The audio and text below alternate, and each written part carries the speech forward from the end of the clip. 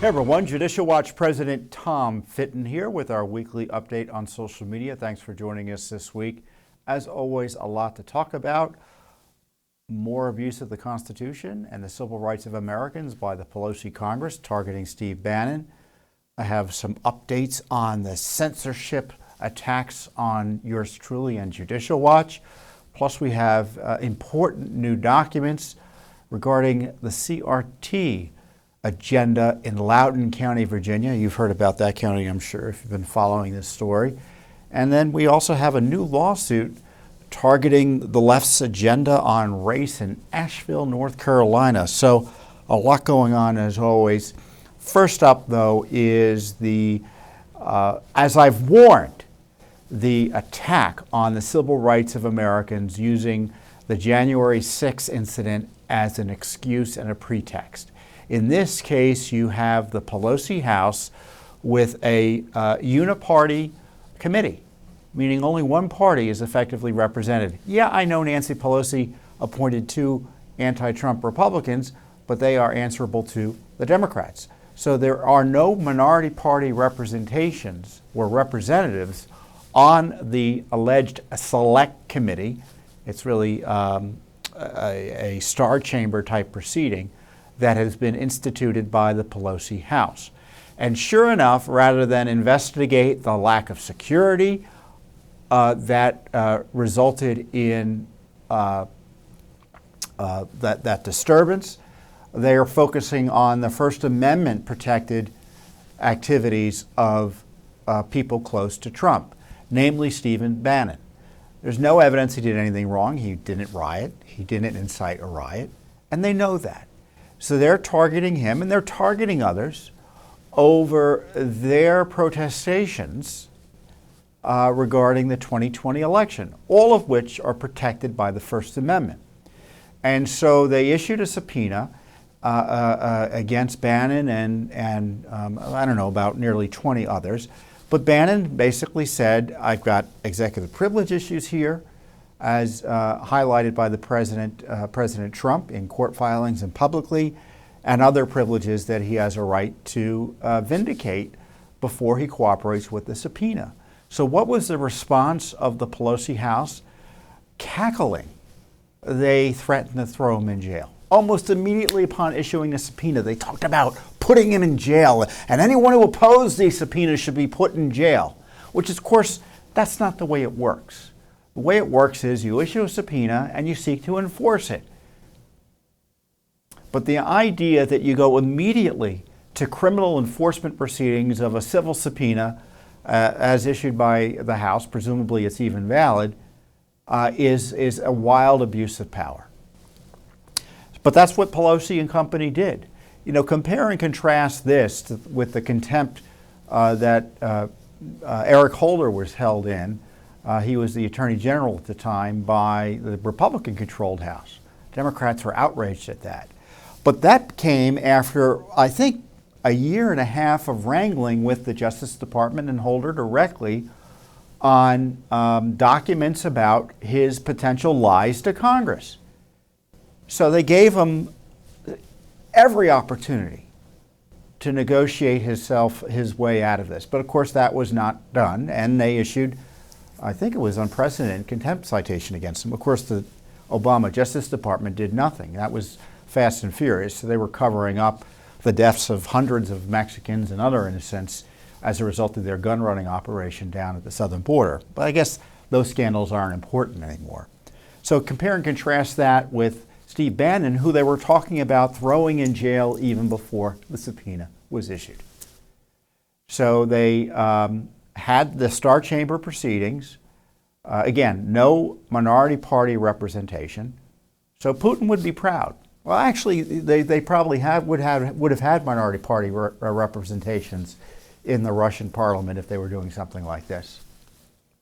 But now, on top of that, it's not about enforcing the rule of law with respect to Congress.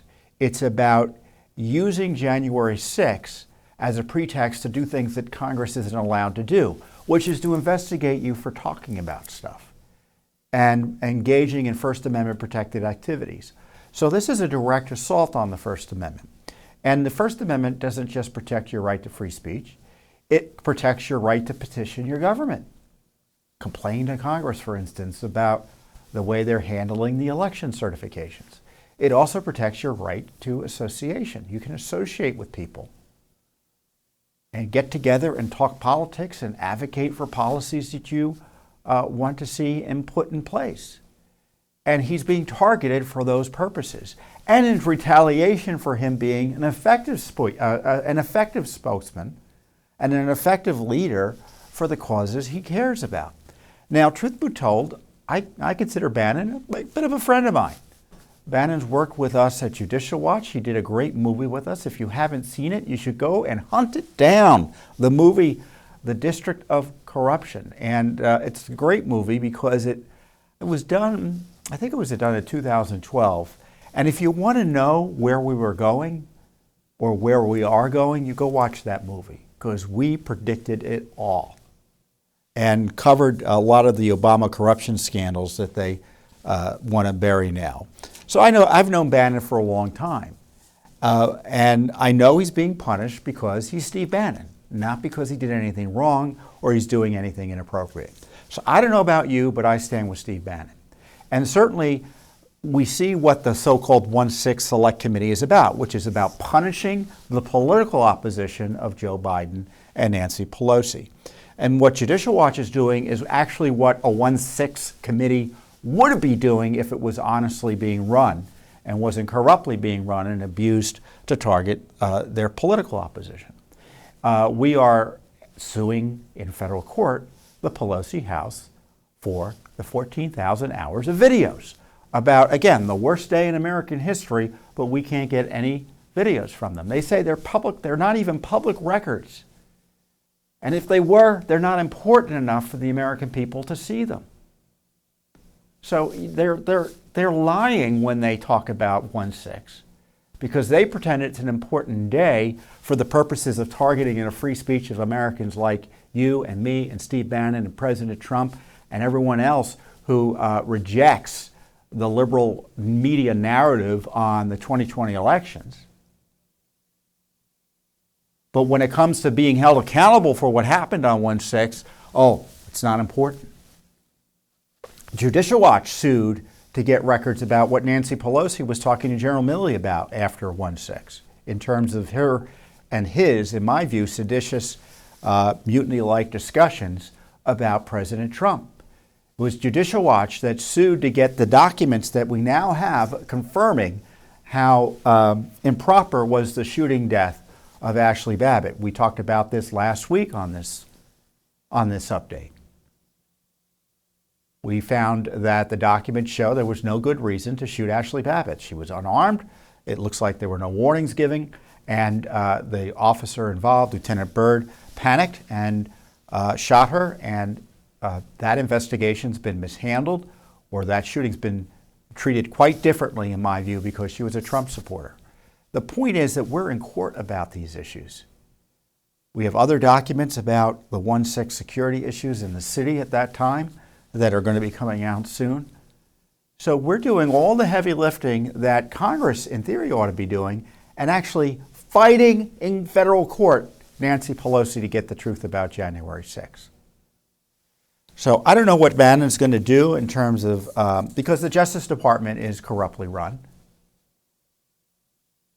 You know, Garland is directing, in my view, the Justice Department and the FBI to target President Trump's political opposition.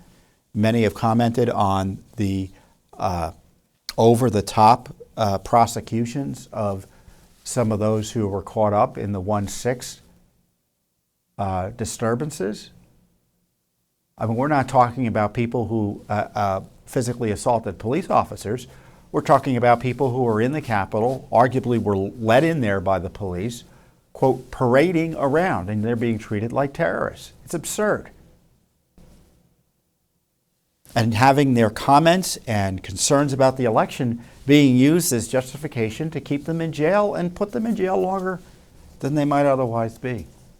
So that's this Justice Department. So Bannon should be worried that the Justice Department's going to abuse him the way the Justice Department abused Donald Trump and Roger Stone and Carter Page and Michael Flynn and all the rest.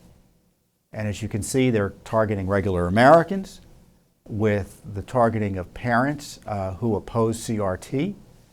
As was discussed this week with Garland at these hearings, he's saying they're not targeting First Amendment speech, but when you read the memo and recognize how it came about, it's pretty clear what the goal was: to scare you and me and other honest Americans from raising questions about the racist communist CRT agenda. So that's today's Justice Department. And so the attack on Steve Bannon is outrageous in and of itself, but it's a part of the endemic corruption and abuse of power by the Biden administration and the deep state and Nancy Pelosi's House of Representatives to try to jail its political opposition. That's what's going on here. So we should all be worried. Well, next up, I want to give you an update on some of the social media censorship Judicial Watch has been suffering through. YouTube, once again, deleted another one of our videos. I'm not quite sure why. We're trying to figure it out. But it talked about the elections. And I know there's no good reason for that censorship to take place. So just so you know, if you're watching us on YouTube and you're worried you might miss videos that might otherwise be there because of YouTube censorship, YouTube, of course, is owned by Google. You can go to Rumble. You can go, which is also another video platform. You can go to our website, which has the videos as well. And we're on all the other alternative sites, such as Parler and Getter, Gettr, and places like that. So on top of that, I've been locked out of Twitter for 10 months. I had tweeted something about hydroxychloroquine, which was accurate, which I had tweeted repeatedly.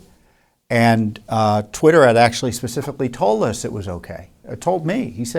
They said, because someone had complained about the tweet, and they said it's not in violation of the rules. Well, 3 months later, they told me it was. And they said unless I took it down, I'd be locked out. And I've been locked out for 10 months. So long story short, I took it down and I'm back on Twitter.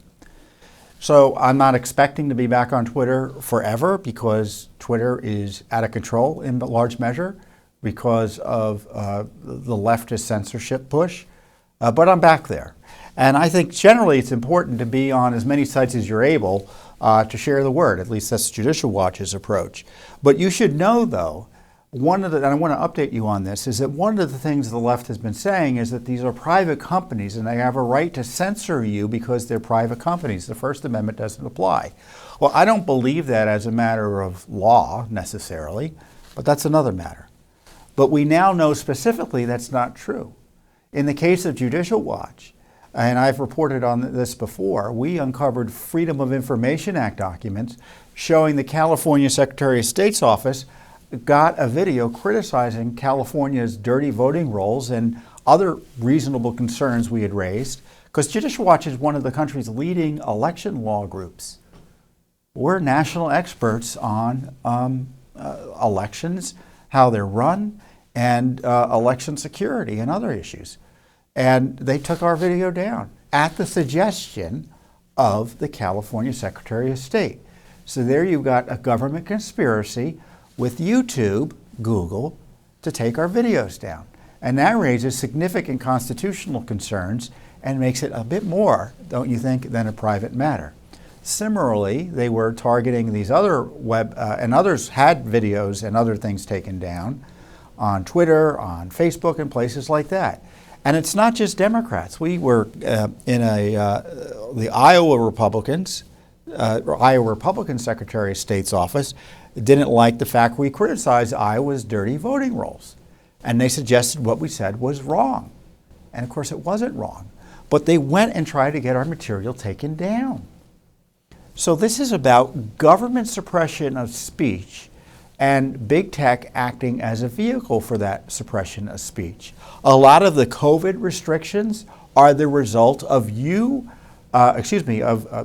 COVID censorship is the result of the people who are being targeted, saying things that are at odds with government narratives on COVID.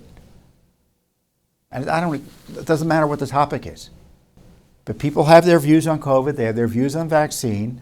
They have their views on masks and other things and prophylactic treatments and things like that. And my view is they have a right to say it.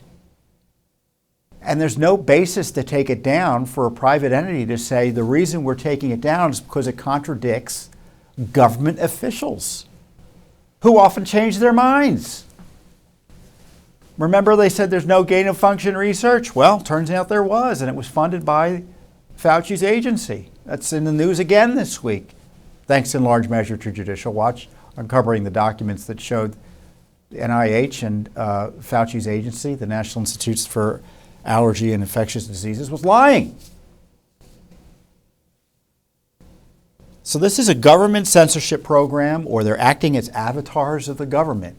So I'm back on Twitter. Judicial Watch will be a bit more active on Twitter as well.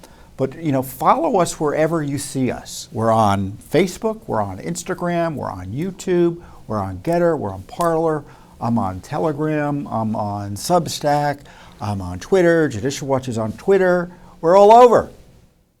And you should be all over where you can as well, within reason. So, the censorship isn't going to stop us. We're going to stand strong against the censorship. And we're not going to stop telling the truth, because to quote George Washington, who I guess I'm still allowed to quote him, maybe I'll be deleted for quoting him. The truth will prevail where there is great pains taken to bring it to light. The truth will prevail. And the reason the left is censoring us online is because we're winning. Those of us who want to protect the Constitution, preserve the rule of law, and educate Americans, in the case of Judicial Watch, about what its government's up to, we're winning. And Twitter, outrageously, for instance, took the head of a national, the nation's largest government watchdog group, internationally known. And I don't say that to toot our own horns, but it's a fact. And they took me down because I said something that's true when they previously said has been true. So these are dangerous times we're living in for free speech and the First Amendment. So as I said, it hasn't slowed Judicial Watch down. We're continuing to expose key issues that the government wants to keep secret from you. And one of the, I guess, the worst kept secrets in the world is their CRT agenda. You've got it going on, the critical race theory. Now, the left pretends critical race theory is just something that's taught in law schools. Well, that's so dishonest that I'm not going to insult your intelligence by having to argue why it's dishonest. But we all know what it is. It's repackaged Marxism using race as opposed to class to advance the communist agenda. And it specifically is racist, it's anti-American, and it's communist and revolutionary in its scope and its attitude. And it's bad enough when they're trying to impose it on our military, impose it on government officials and government employees, or corporations incorporating it into its practices internally in terms of HR and forcing people to go through this racist propaganda, brainwashing. But it's beyond belief that, and outrage, that they're targeting our children. And they're lying about what they're doing. And Judicial Watch has the documents. And one of the counties, and it's this school district by school district fight. I think there are 14,000 school districts out there. And just because you live in, quote, a red state, it doesn't mean it ain't there already. Just because it's outlawed doesn't mean they're trying to rework words to make it seem like, well, we're not doing what's outlawed. So you always need to stand watch for your kids and your tax dollars. Accordingly, Loudoun County here in, I shouldn't say here in Virginia because this is in the District of Columbia, Loudoun County, Virginia has been the center of the storm in the CRT controversies. And largely because it's close to Washington, D.C., which has a lot of reporters, but also because the board out there has been really tenaciously or specifically dishonest in the way they've been handling it. Trying to shut people out, trying to shut parents out, lying, dissembling. They have an extremist transgender agenda out there, not only Loudoun County, but generally in Virginia. So that's been a big focus. And you may recall that the National Association of School Boards sent a letter to, it looks like the White House and the Justice Department, that got Merrick Garland to start sicking the FBI on the parents, or making it clear that the FBI would be watching what's going on at these school boards, trying to scare people off. And one of the incidents they used was a parent who was, I think, arrested at one of these Loudoun County school boards meetings because he got outraged because they were lying about a sexual assault involving his daughter of a boy who allegedly was wearing a skirt, went into the bathroom and assaulted her, raped her. And they lied about that. And they were using his outrage as justification for the FBI to go after every parent, practically speaking, who's opposing this and exercising their God-given rights as Americans to go and voice their concerns about what their kids are being taught by public school teachers and public school officials who work for them to begin with. And the Judicial Watch has these documents from Loudoun County through the FOIA law in Virginia, the Virginia Freedom of Information Act. We got, I think, 3,500 documents, pages of documents.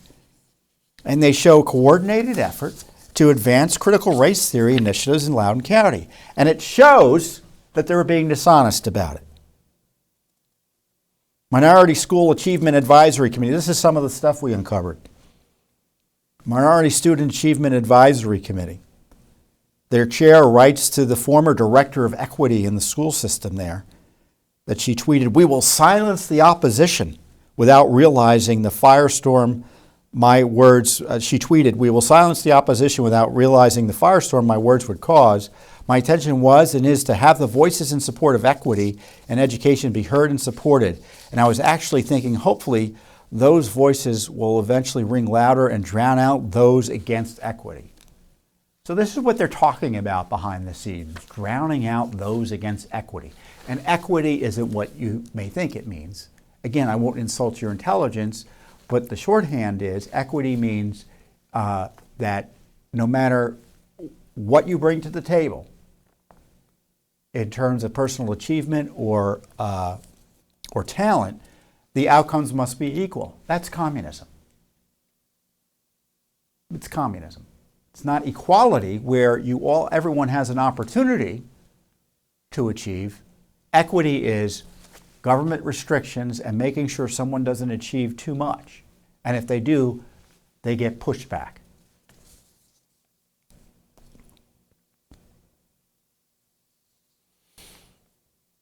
Again, this Minority Student Achievement Advisory Committee chair writes about a call to action and trying to enlist the NAACP, which is also pushing this radicalism, in taking steps against, quote, the false narratives of the opposition. As you are aware, there's a lot of negativity and false narratives being circulated in the community and news regarding equity within Loudoun County Public Schools. I think it's best not engage the opposition, but rather counter them and drown out their hateful rhetoric. Again, drown them out. These are parents they're talking about, objecting to their kids being told they're racist because of the color of their skin.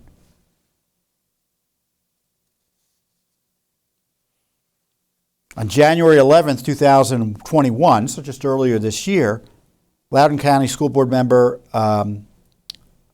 Atusa Reeser writes the head of the superintendent of the schools, Mr. Ziegler, an email about legislation moving forward in the Virginia legislature that required cultural competency for teachers' licenses.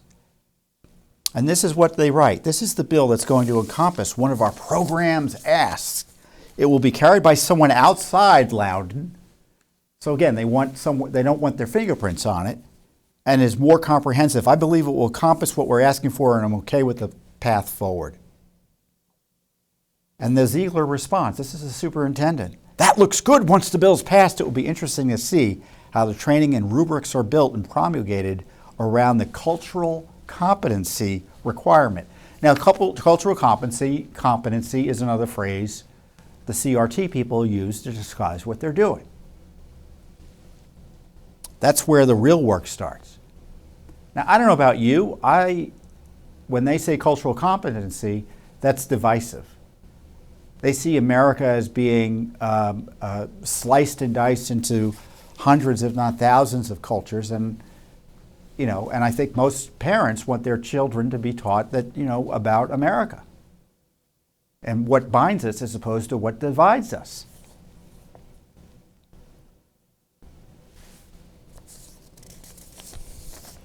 There's some more here that I think is really interesting.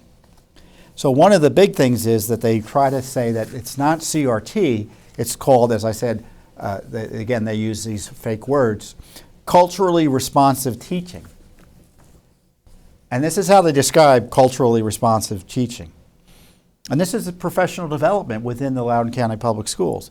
It asks employees to examine their own personal biases and how they might affect student instruction and interactions with the community. Concepts such as white supremacy and systemic racism are discussed during professional development.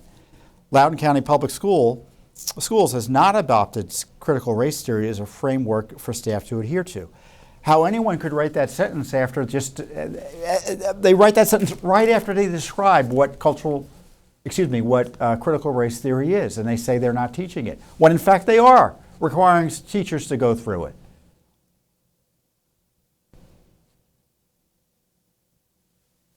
As I said, dishonesty.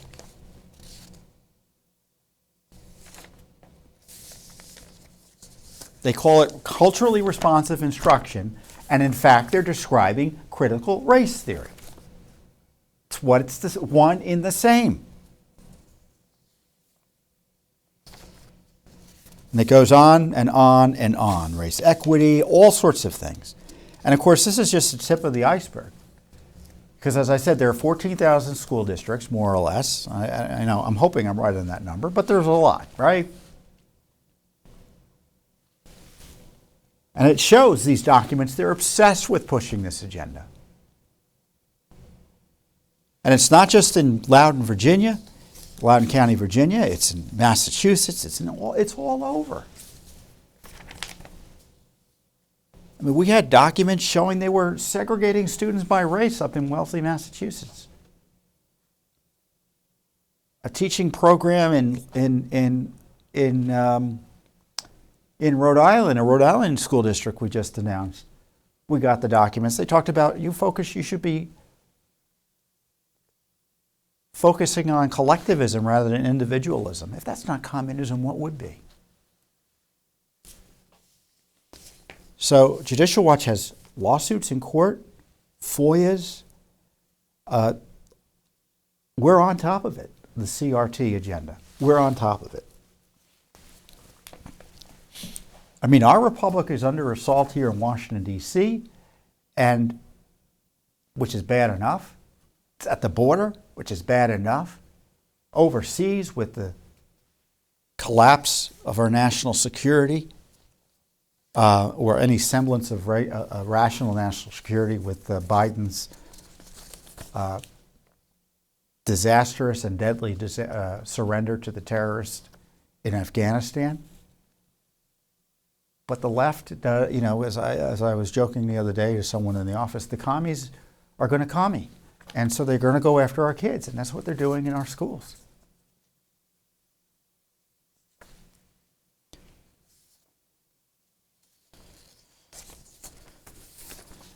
So on top of that,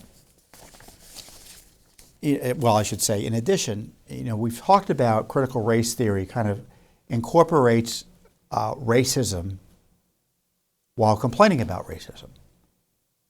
And now it may seem outrageous to you as someone who's not a communist or not a Marxist, but there's an internal logic to it. Because when you see as everyone who isn't your color as being an oppressor, you feel empowered to target them and attack them just based on the color of their skin. That's the way the CRT is moving.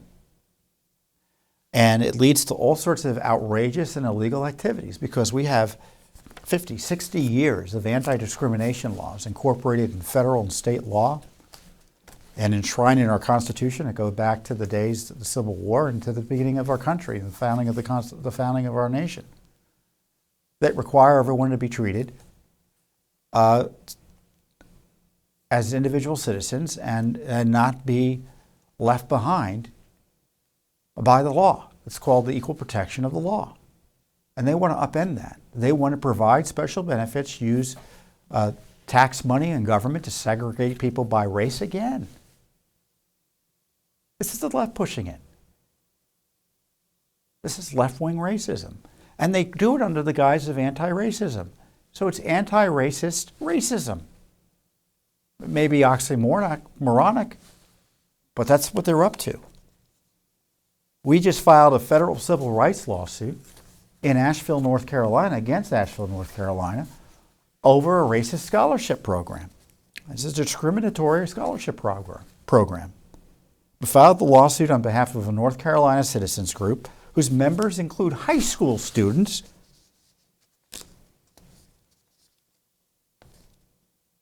who are also ineligible for this scholarship program because they're not black. The plaintiff in the lawsuit, our friends at the WNC, Western North Carolina Citizens for Equality, Inc., is suing the city of Asheville's city manager in their official capacity and the Asheville City Schools Foundation and its director regarding the city's establishment of this racially discriminatory scholarship program. So what happened is earlier this year, the city of Asheville entered into an agreement with this Asheville City Foundation, the Schools Foundation, to establish and administer a scholarship program.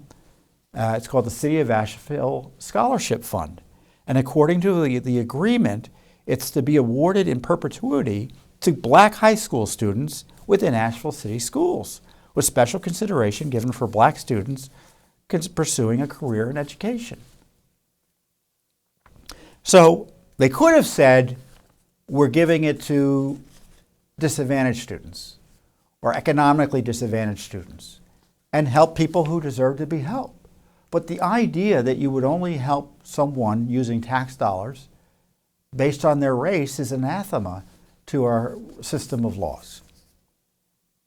And as we argue in the lawsuit, it's a violation of the Equal Protection Clause of the 14th Amendment to the U.S. Constitution, and a violation of our client's fundamental rights to equal protection under the law and freedom from racial discrimination under the North Carolina Constitution, which explicitly outlaws discrimination on the basis of race.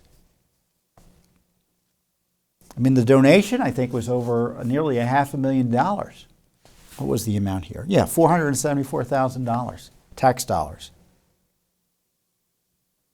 And the city council stated it expected the funds would be used in such a way to provide the public benefit of advancing, again, this catchphrase, racial equity within the community. Of course, it does no such thing. It's divisive and illegal. So they're going to begin accepting applications on November 1st through the January of 2022.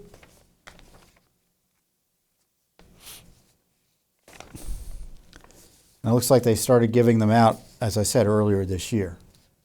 So we're asking the court to declare the scholarship program is that it's in violation of the North Carolina Constitution and the U.S. Constitution. And it also is in violation of federal civil rights laws. It's called the Ku Klux Klan law. So we're doing civil rights litigation in North Carolina that the left is against. I shouldn't say the left here. I don't even know what Asheville's politics are, but this is the sort of stuff that's being pushed throughout the country by the radical left. It is illegal to discriminate on the basis of race. I can't believe I have to say that in this day and age. It's illegal to discriminate on the basis of race. And setting up a blacks-only scholarship is widely unconstitutional. And this is a simple lawsuit. It seeks to ensure that no kid in Asheville, no high school student in Asheville is denied an educational scholarship opportunity because of their race. And this is why I love Judicial Watch, because I hope it's not going on all over the place, but I suspect it's going on in many more places than we care to admit to. Well, you saw this at the federal level where the Biden administration was trying to restrict a loan program, at least initially, to only black farmers, specifically on the basis of race. I mean, the courts threw that out in a heartbeat, so we'll see what the federal court does here. So CRT is a big issue. We're front and center on it, and we do it with your support, and I encourage you to support Judicial Watch. You can support us at judicialwatch.org, judicialwatch.org. And if you don't support us financially, in the least, I ask you to share the information, because this is highly educational and highly valuable to American citizens to know about. Because unless people know about what's going on, our Constitution and our Republican form of government will continue to be at risk. So with that, I thank you, and I'll see you here next time on the Judicial Watch Weekly Update.